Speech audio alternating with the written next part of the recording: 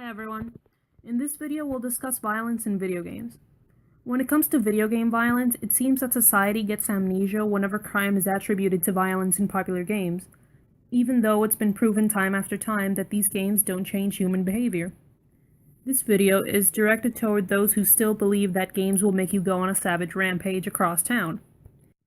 Namely, people like Anita Sarkeesian or any of her followers.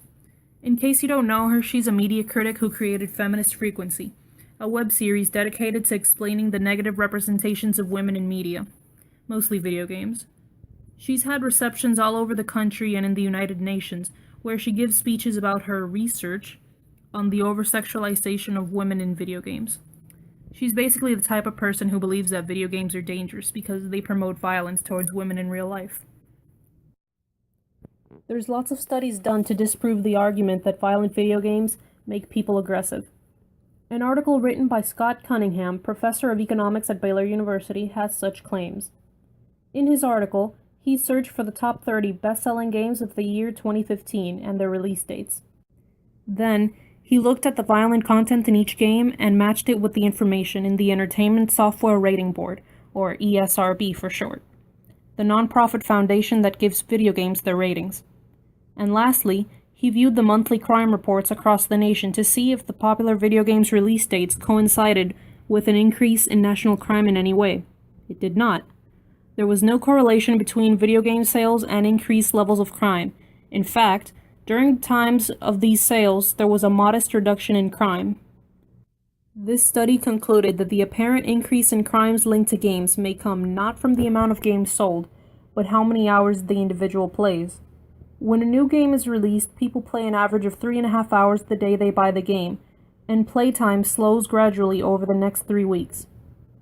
This is especially true of the younger population, since some families allow their kids to play an unlimited amount of time and don't pay attention to the games their kids buy. This type of environment might increase aggression in some children, but not because of the game itself or how long he's been playing, but because of the unruly environment the child was raised in. If parents don't limit what their kids are allowed to do, they'll grow up to be more rebellious and aggressive. According to this article, since the creation of video games, national crime rates have gone down by 0.02%. This doesn't sound like much of an impact, but the fact that it hasn't increased the average crime rate is enough to refute the previous arguments. In a separate article written by Nicholas Matthews, he continues this conversation by focusing on the traits, personalities, and gaming skill of the individual player. According to the article, gaming skill is the most notable difference from one person to another, since it affects what a person will play over a long period of time. Higher skilled players will tend to experience more flow when gaming, which affects how a person perceives information after playing a game. This analysis describes the term flow as the optimal balance between skill and challenge, where the player is extremely focused. Matthews came up with several hypotheses to why and how skill affects the amount of violence in a person. The main hypothesis includes the fact that players who experience less flow, the less skilled or new gamers, are more likely to be more aggressive than people who play more. This is because of the frustration-aggression hypothesis, which says that less skilled players will experience higher levels of frustration when taking a long time to finish a goal or level. This leads to more violent outbursts, and therefore more aggression in a person as a whole. The article concludes with the hypothesis being proven correct. I wanted to test this hypothesis out myself, so I went ahead and I interviewed some gamers about their past experiences with frustration in games. I interviewed 20 people between the ages of 15 and 21. Each person had been playing for at least 9 years, with the exception of 2 people who had been playing for 5 years. And I asked them about their gaming habits now versus when they were little. Out of these people, 10 had described themselves as getting easily frustrated or angry when playing games as a kid. Their reactions ranged from yelling at the TV to someone who, quote, threw a chair across the room. As they got older, the behaviors changed for most of the participants. Only 4 stayed the same. It was the gamers who had played the least and the gamers who played but didn't get much better with time that continued the same behavioral patterns when faced against a difficult challenge in the same type of games. To see which players got better over time, I asked them to rate themselves on a scale from 1 to 10 on what they think their gaming skill is like. We also took into consideration the amount of achievements they unlocked, their average game completion, and performance in multiplayer games to determine which gamers had the most skill. These were the people that I could interview in a day. I had more planned, but some didn't want to be interviewed, further limiting my sample size. But at least from this small group, it is evident that the frustration-aggression hypothesis is pretty accurate. When we talk about violence in games, we're really only talking about 30 to 40 years of data. If we look at data from a similar media that's been around for about a century, like movies, we can get a long-term view of the possible effects of violence in video games. In his research, Christopher Ferguson, psychology professor at Stetson University, found that the frequency of violence in movies drops dramatically in the 1930s. Before this decade, movies tended to have more homicide and manslaughter, but in the 30s, a new censorship act called the Hays Code limited movie violence up until a few decades later. The graphic violence in these films did not correlate with the increase in national homicide rates, since these happened well before the movies started portraying violence again. Although movies showed little relation to violent crimes happening across the country, video game statistics show an inverse relationship with crime.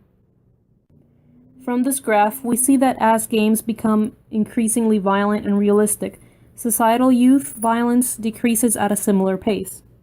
According to Ferguson, video games do affect the level of crime at a national level, but it all depends on how you look at it and when.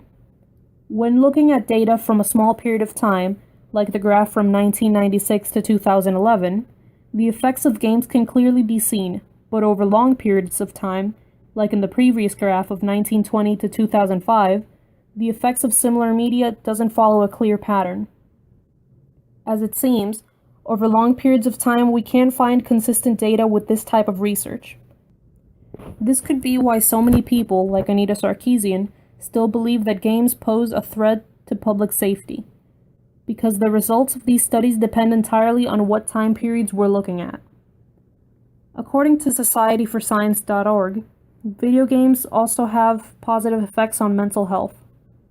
Kids who have problems focusing or paying attention in school can remain in full focus when playing games, which is why many schools across the country have included educational games in their everyday curriculum. This, of course, makes sense because the nature of these games is educational. However, violent games can prove useful too. First-person shooter games require quick reflexes and awareness of your surroundings in order to advance in the game. Studies have shown that kids who play these types of games have a better spatial perception and could keep track of more items than the kids who didn't play. Another benefit is that games inspire new interests. A typical violent game like Assassin's Creed 2, which revolves around real historical events from the Renaissance, might inspire kids to study art, literature, history, or languages. As a third benefit, it mentions player choice. They use the Grand Theft Auto series as an example for this part. In Grand Theft Auto 4, there are a total of 9 missions where the player will be asked to make a choice based on their own morality, and it is up to the player to decide how to achieve their goals. Most people tend to go the violent route that includes fights and murder because it's probably more fun, yet the fact remains, the game offers choice, and the gamer is faced with moral decisions. In this game, these decisions usually involve saving or killing other characters. Whether we are aware of it or not, the player will answer at the subconscious level. What seems like a perfectly normal choice to one player might seem completely unethical to another, and that's what most of these violent games tend to demonstrate through player choice. I found that video games, primarily those involving player choice, cannot exist without violence. As an art student, my professor a lot of times quotes Aristotle. Art takes nature as its model. And because creating and developing a game is an art, it must therefore imitate real life. In real life, there's war, drugs, alcohol, and murder, so it's only natural to include these in a casual game. In real life, we have choices to make, and some of those choices have negative outcomes, but what is considered a bad choice will depend on what is normal in the society that we live in. This changes the argument from why are video games making people more violent to why are we so violent that we find it necessary to include it in artistic depictions of reality. Violence in games doesn't translate to violence in real life. Instead, Games desensitize us so that we can deal with the harsh truths that we face every day, and they make us more aware of what really goes on in the world as a whole. When people like Anita Sarkeesian try to censor or limit the violence in games, they end up doing more harm than good because, first of all, it violates the First Amendment by limiting free speech. And secondly, she's making people weaker by hiding reality because she assumes that someone will imitate what they see when it turns out that the game is actually imitating what already happens in real life.